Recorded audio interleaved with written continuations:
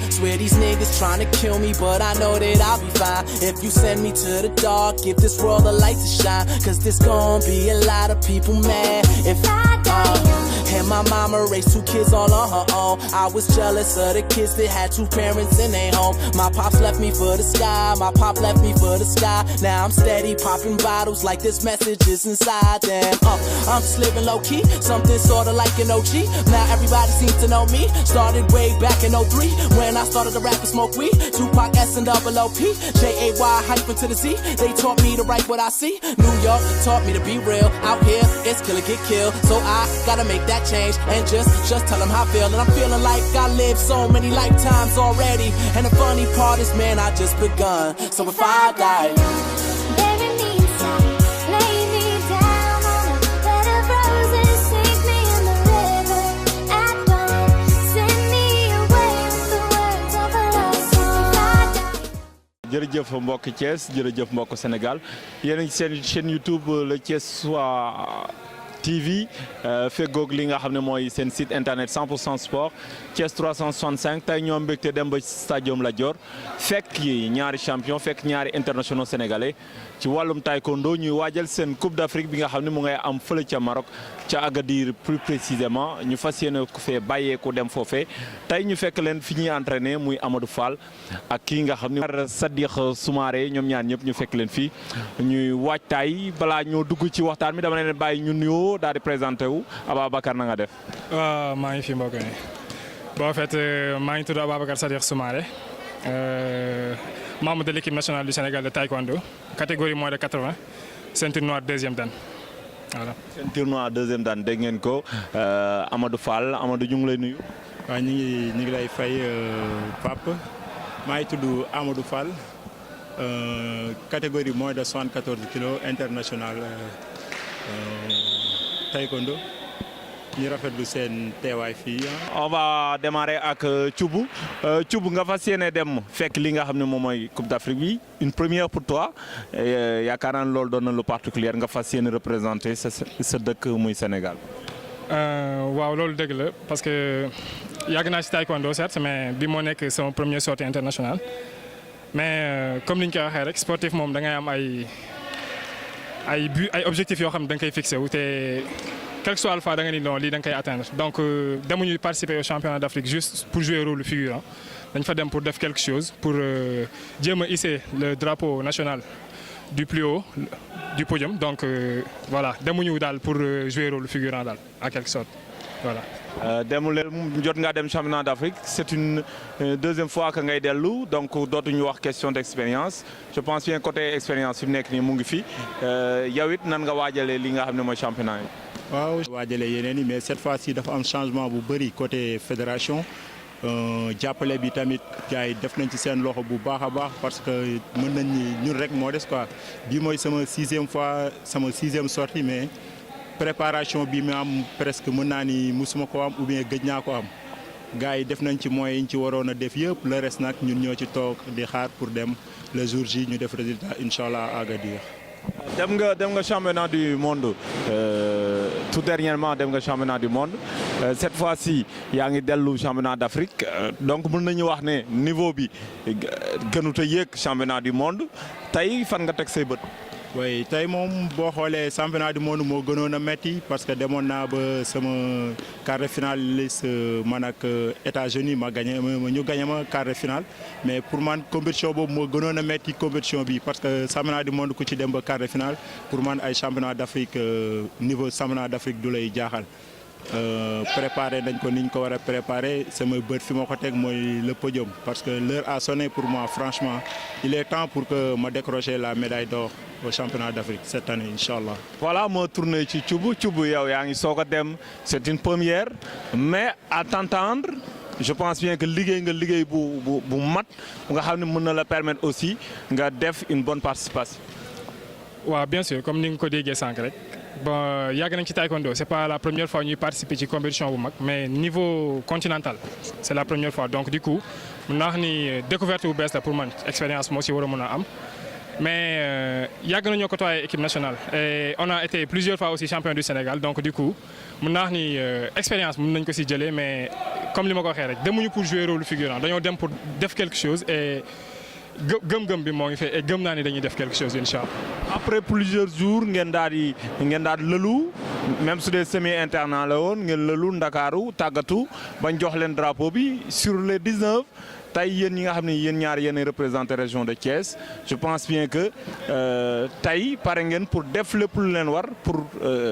non seulement représenter dignement le Sénégal mais aussi la région de Thiès. waaw bien sûr parce que du question que ñun ñoo fi ñun lañ jël ci région de Thiès c'est que ñun ñoo fi mën donc loolu chargé la de plus parce que bu fekkee da nga nekk ak say morom yu bëri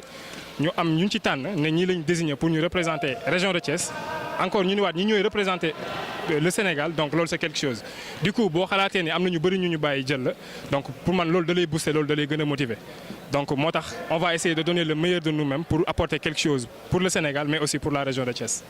Sur les 19 sélectionnés, sur les 19 qui vont représenter le Sénégal, 11 ay combattants lañ yéen ñaan ñi ci ngeen bokk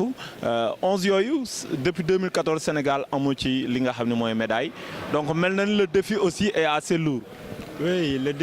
défi est assez lourd, mais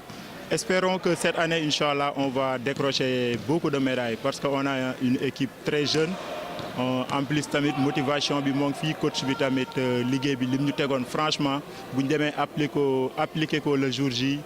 Inch'Allah dina am résultat bu satisfaisant pour moi. wax ko acclimatation bi da ciy am solo on est quasiment à quelques jours du démarrage parce que le 28 lay démarrer tey yéen a ngi jóge fii climat bu tàng ngeen fi bàyyi malheureusement tey ngeen waroon dem Maroc demu leen xalaatu leen ne aussi loolu dina doon gàllankoor ndax Maroc jamono ji xaw na seet. ah non pour ñun loolu warta mën a doon gàllankoor ci ñun parce que tàmm nañ di dem ci dem yu mel noonu ci yenn dëkk yoo xam ni différence climat bi ak Sénégal day utee carrément wax bu ñu demee rek li ñuy wax adapté à la situation vite fait lañ koy def incha allah bu ñu demee dinañ teel a adapté situation bi loolu moom j'espère que duñu pénaliser ci benn côté quoi. En tant que Thiessois ngeen dem ci compétition bu toll nii est-ce que Thiessois yi quand je dis Thiessois yi les autorités ñi dëkk Thiès xam nañ solo ndaje soosu mais est-ce que aussi dugal nañ seen loxo seen poste pour daal leen di jàppale. waaw côté boobu nag dafa xaw a des quoi dafa des lu bari par rapport ak 2015 j'étais à Dakar benn pour championnat du monde francophonie le maire Arona Sy ñëwoon na fekk si ñu regroupement jox ñu dara mais pour man loolu waa Thiès yi ñun war nañ ko Moussa Sy du moins maire Parcelles ñëwoon na fa def dara pour man loolu ci waa Thiès yi la waroon njëkkee parce que tamit bu demee ba ay maire yeneen dëkku jàmbur di ñu jàppale kon donc ñun suñuy maire aniñu ñooñu war nañ ci mën a def loxo récemment avant-hier kii mi ngi may woo ki nekk parti réew mi Ali Tunkara mi ngi may woo am lu ma jox mais pour man ñeneen ñi tamit ñu mel ni moom comme sama koñ am na ay leader politique yu fa nekk ku mel ni mouvement gëm sa bopp Maodo Malick Mbaye pour man ñooñu seen loxo jot na pour ñu jàppale seen doomu Thiès doomu Cité Lamy encore à part loolu sama waa koñ maa ngi leen di remercier tamit bu baax a baax waa Cité Lamy Gara Sange parce que ñoom tamit tout le temps ñu ngi may jàppale ci côté yëpp ak sama grand frère Koutaay Fall ak tamit Université Club de Thiès ñooñu pour l'instant ñooñu ñoo may jàppale quoi ginnaaw ñoom moom gisaguma keneen quoi franchement.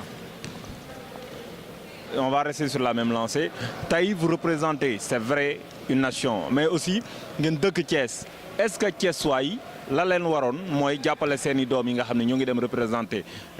toute une nation est-ce que tey def nañ ko. bon ci plan boobu bu ñu ciy wax moom gëm naa ni dañ fi yàgg parce que yàgg nañoo def ay sorties mais côté jàppale bi dafa des lu bëri parce que bu ñu xoolee yeneen régions yi dañoo am ay athlètes mais bu ñu waree dem ci yenn compétition yi wala ci yenn daje yi dañuy gis ni seen autorités yi dañ leen di appuyer bu baax te loolu dafa am solo nga nekk ci benn milieu nga war a génn ñi la entouré nga xam ni ñii ñoo ngi lay booster loolu c'est quelque chose parce que mën na la sax am lu bëri lu mu la yokk mais nga war a dem lu toll ni championnat d'Afrique man je me dis que parfois suñu autorités yi fii xamuñu rôle lu taekwondo lu muy joué ci Sénégal parce que sport bi gën a ëpp li muy dugal ay trophée ci Sénégal taekwondo ci la bokk bu fekkee sax nekkul taekwondo kon donc yoon la ñuy appuyer athlètes yi parce que am sacrifice yu bëri yoo xam dañ koy def pour di pratiquer taekwondo donc du coup on a besoin de leur aide quoi aide bi mooy ñu ñuy jàppale financièrement et matériellement aussi ñu ñuy jàppale parce que loolu mooy tax athlète bi di gën a performant du coup bëgg nañu daal ñu ñuy gën a jàppale ci loolu parce que ñoo ngi fi mais benn instant dañ ñoo fàtte daal. nee na fàtte lan ngay wax ñi nga xam ni aussi xam nañ ne vous allez représenter le pays ci championnat d'Afrique bi lan nga leen di wax. bon que seeni doom yu jógee région de Thiès pratiquement des Sénégalais donc ñoo war a dem représenter dignement leur pays muy le Sénégal donc on a besoin de leur aide ci lépp nañu ñaanal xam ni bu ñu gañee ndamu Sénégal la ndamu Thiès la donc soxla nañu ay ñaan ku mu am tamit leneen loo xam ne leneen lii boo ko defee mën nga aider athlètes yi parce que ay jeunes lañ équipe nationale instant bii nii taekwondo ji fa nekk ñëpp ay jeunes lañ donc jeune li muy soxla mooy koo xam ne daf koy accompagner du coup soxla nañ daal ku ñu jàppale di profiter ci occasion bi di sant suñu maître yi. Maître Cheikh Sarr mooy directeur technique régional de la région de Thiès sant aussi sama waa dojo parce que man pratiquement ñooñ ñoo may jàppale à part ñoom aw ma ñeneen ñoo xam ne ñii ñoo may appuyer du autorité politique du dara samay maître laa am ak samay grand yoo xam ne ñoo ngi ci salle bi à part samay parents yoo xam ne ñoo ngi may jàppale kon donc maître Cheikh Sarr maître Abdoulaye Konaté maître Souleymane Thomas nga xam ne ñoo ngi la jot taekwondo club maa ngi leen di remercier bu baax voilà. Pandaw gi compétition bi day démarrer vous allez quitter mais sûrement il y a certaines personnes yi nga xam ne jàppale nañ leen ñenn ñi ñaanal nañ leen ñenn ñi wax nañ wax ju rafet wala un conseil qu'est-ce que vous allez leur dire. di leen wax ñu dolli ñaan yi dolli tamit jàppale bi doyul luñ ci mën a yokk rek parce que seen doom mooy quitter tey pour représenter le pays pour représenter encore la région de Thiès plus particulièrement l'ASC Cité Lamy ñooñ tamit mënu ma leen fàtte mënu ma wax ba jeexal te du ma wax waa Cité Lamy dañ may jàppale ci lépp muy matériel seeni plo dañ ma koy abal seeni lépp ay seeni dañ may abal entraînement hivernal seeni matériel la hivernalo ak tamit ku ci mel ni sama maître Ñambe Diop ak maître Abdouka ñooñu mënu ma leen fàtte ak tamit le champion l'ex capitaine de l'équipe nationale Balla Dieye moom it mi ngi def effort yu bëri ci man pour jàppale ma pour sama réussite ak le directeur technique de la région de Thiès maître Cheikh Sarr ñooñu mënu ma wax te waxuma leen ak waa Gara Sangué encore une fois waa Gara Sangué Cité Lamy maa ngi leen di remercier gis naa niñ ma taxawoo chaque jour que je fais dañuy ñëw champion loo manqué champion lii laa pour man loolu seen maigre moyens yi ñu doon am loolu noonu ñu ma koy defal tey jii autorités yi ñoo leen këpp loolu ñoom ñoo ko waroon njëkk a def mais waa Gara Sangué Cité Lamy l'ASC Cité Lamy mënu ma leen a fay maa ngi leen di remercier di leen wax tamit fi ñu jàpp foofu la incha allah ma leen di jox rendez-vous au lendemain des championnats d'Afrique ma indaale leen médaille d'or incha allah. nekk noonu les deux internationaux qui vont représenter le Sénégal jóge fii nga xam ne mooy diwaanu Thiès ñu leen di ñaanal yoonu jàmm waaye ñu leen di ñaanal aussi ñu indil ñu ay médailles yu bëri ak ay trophées comme ni ko rek sama ñaari gars yi waxee léegi taekwondo moom en matière de trophée ngàcce ngalaama vraiment même su dee yeneen gars yi faneen lañ farit il faut reconnaître que aussi ce sont de vrais champions et on le souhaite tout simplement bonne route bonne compétition fële ca Maroc ñu leen di ñaanal yoon ak jàmm merci beaucoup bu leen fàtte nag abonné ci chaîne bi nga xam ne mooy le Thiessois TV chaîne bi fi nekkal Sport Thiès. Le Thiessois TV, vive